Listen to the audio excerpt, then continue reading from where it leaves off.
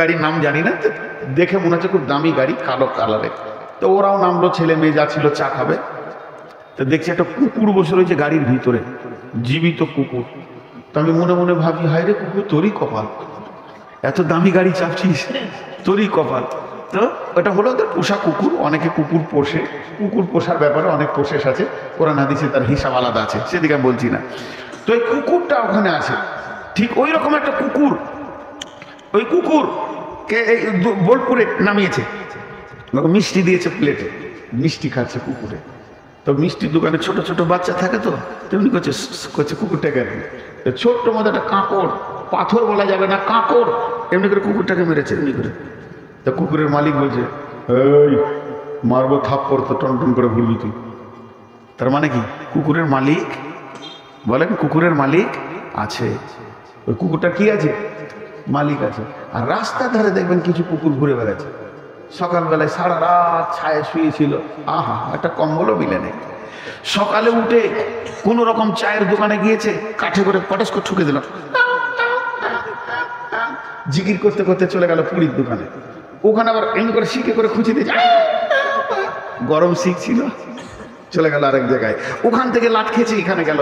এই লাট খেতে খেতে খেতে খেতে হঠাৎ একদিন দেখবেন কুকুরটা রোডের ওপরে ছিটলে পড়ে আছে, নাড়ি বুড়ি বেরিয়ে। লাশ তোলারও কেউ নেই, কাঁদারও কেউ নেই। কেন? কুকুরের মালিক, যেটা বলেন কুকুরের মালিক। আর ওটাতে একটা কাঁকড় মেরেছে, কুকুরের মালিক। আরে আপনারা কথা বলেন না কেন? এতগুলো লোক একবার যদি মুখ খুলেন তো কত ভালো লাগে। ওটা মালিক ছিল, এটা মালিক। আমাদের যতদিন মালিক থাকবে, কারো গায়ে হাত দেওয়ার ক্ষমতা নাই। মালিক অ্যাকশন নেবে। কি ভেবেছিস তুই? আমাদের মালিকের নাম কি? চারজনের না সবারই? আমাদের মালিকের নাম কি? রাজি আছে তো? বিনা ঈশা পড়ে বসে আছি, আবার ফজর পড়বে না, রাজি আছে তো? কঠিন ব্যাপার।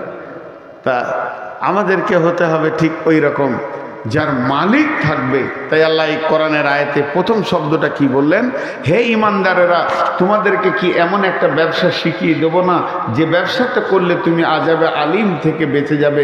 সেই ব্যবসাটা হচ্ছে প্রথম আল্লাহকে করে নাও নিজের। বাস, যখনই আল্লাহ তোমার, তা আল্লাহকে নিজে কেমন করে করবেন? আল্লাহ তুমি আমার হয়ে যাও, আল্লাহ তুমি আমার হয়ে যাও, আমি তোমার হয়ে যাই, এই করে হবে না। আল্লাহ তাবারাক ওয়া তাআলা তার জন্য একটা আয়াত দিয়েছেন, বিসমিল্লাহির রহমানির রহিম। কুল ইন কুনতুম তুহিব্বুনাল্লাহ ফাত্তাবিউনি ইউহিব্বুকুমুল্লাহ। আল্লাহ তাবারাক ওয়া তাআলা তার নবীকে বলছেন, নবী হে, তুমি বলে দাও, ইন কুনতুম তুহিব্বুনাল্লাহ, যদি তোমরা আল্লাহকে ভালোবাসতে চাও, আল্লাহকে আপন বানাতে চাও, তাহলে হে নবী তুমি বলে দাও, ফাত্তাবিউনি, তোমরা আমার ইত্তেবা করো, আমাকে অনুসরণ করো, আমি নবী মুহাম্মদ সাল্লাল্লাহু আলাইহি সাল্লামকে অনুসরণ করো। ইউহিব্বুকুমুল্লাহ, আল্লাহকে তোমাকে ভালোবাসতে হবে না, আল্লাহ তোমাকে ভালোবেসে নেবে। আমার রব কেমন, তুমি ভালোবাসা দিয়ে আল্লাহর হৃদয়কে কিনতে পারবে না। তবে শুনে নাও, যদি তুমি নবী মুহাম্মদকে আপন বানিয়ে নিতে পারো, তো আল্লাহ তোমাকে ভালোবেসে নিতে হবে। তাহলে আমার মাথার চুল থেকে পা পর্যন্ত নবী মুহাম্মদের মতো হতে হবে। আমার চুল, আমার মোচ, আমার দাড়ি, আমার জামা, আমার কাপড়, আমার পোশাক, আমার চলাফেরা, উঠা বসা, লেনদেন যেন হুবহু নবী মুহাম্মদকে আপন বানিয়ে নি। যদি এটা আপন বানিয়ে নিতে পারি, তা আমার রব বলছেন, আমার রব বলছেন, ফাত্তাবিউনি ইউহিব্বুকুমুল্লাহ, আল্লাহ তোমাকে ভালোবেসে নেবে।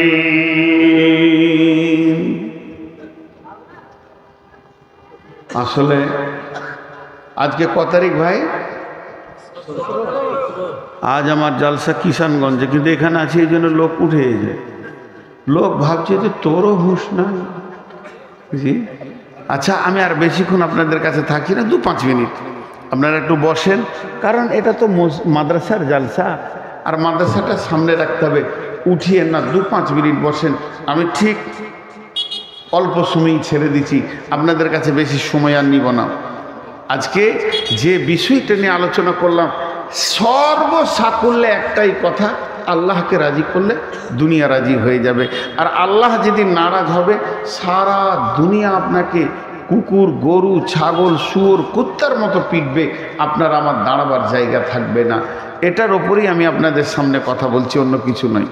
আল্লাহ তাবারক ওয়া তাআলা বলছেন, লাইসাল বিররা তুওয়াল্লু ওজুহাকুম কিবালাল মাশরিকি ওয়াল মাগরিবি ওয়ালাকিন্নাল বিররা মান আমানা বিল্লাহি ওয়াল ইয়াউমিল আখিরি ওয়াল মালাইকাতি ওয়াল কিতাবি ওয়ান নাবিয়্যিন ওয়া আতাল মালা আলা হুব্বিহি যাবিল কুরবা ওয়াল ইয়াতামা ওয়াল মাসাকিনা ওয়া ইবনাস সাবিলি والسائلين وفي الركاب وأقام الصلاة وآتى الزكاة والموفون بعهدهم إذا عاهدوا والصابرين في البأساء والضراء وحين البأس أولئك الذين صدقوا وأولئك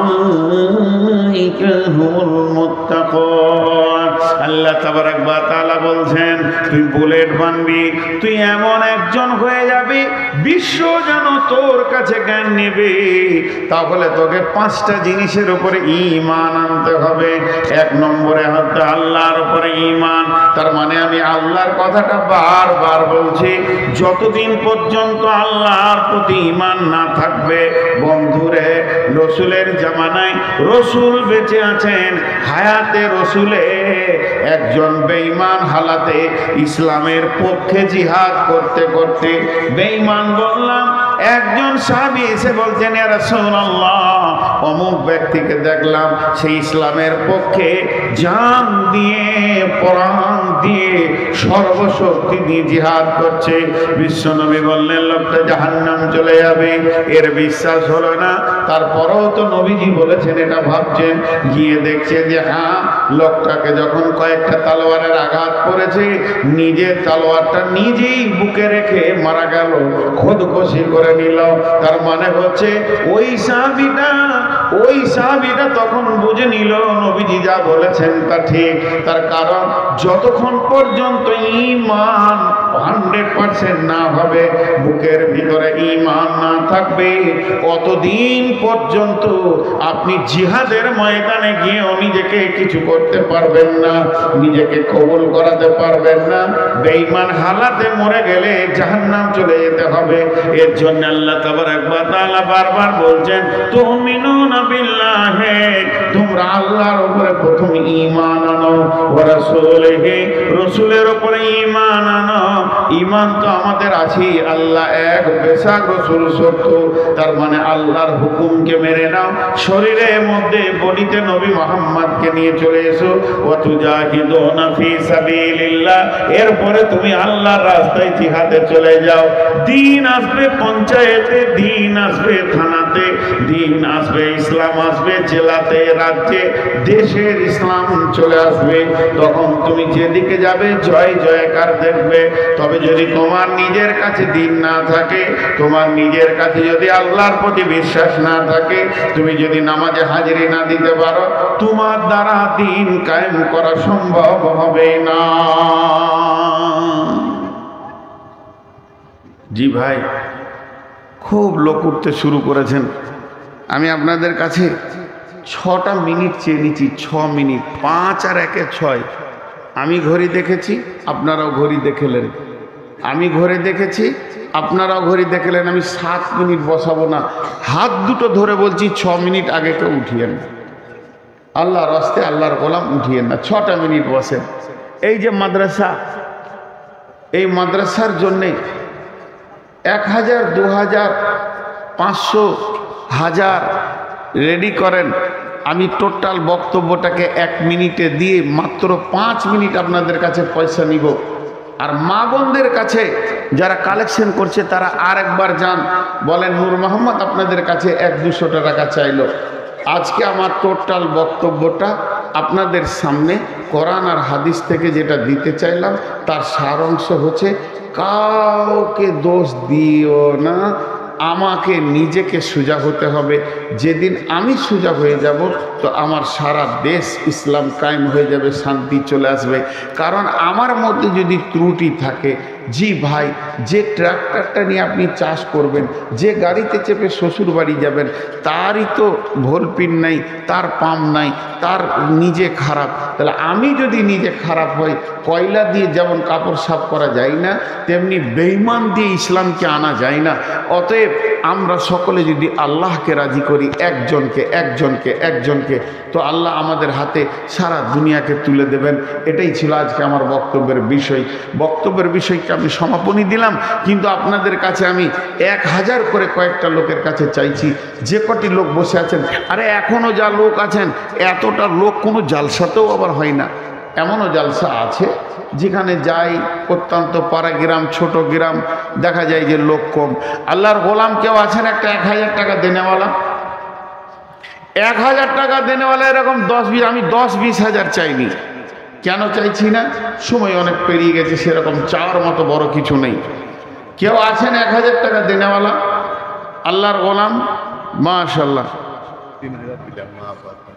মাশাআল্লাহ, দেখেন 3000 দিয়েছেন মা আব্বার জন্য। দেখেন আমি 1000 চেয়েছি, উনি 3000 দিয়েছেন। আর কেউ আছেন ভাই আমার? মাশাআল্লাহ, আমি দোয়া করব। কত আছে? আচ্ছা, নিয়তটা আপনি করেন। 10,000 আছে। বড় মা, বড় আব্বা, বাপ মা সবকে মিলিয়ে উনি 10,000 টাকা দিয়েছেন।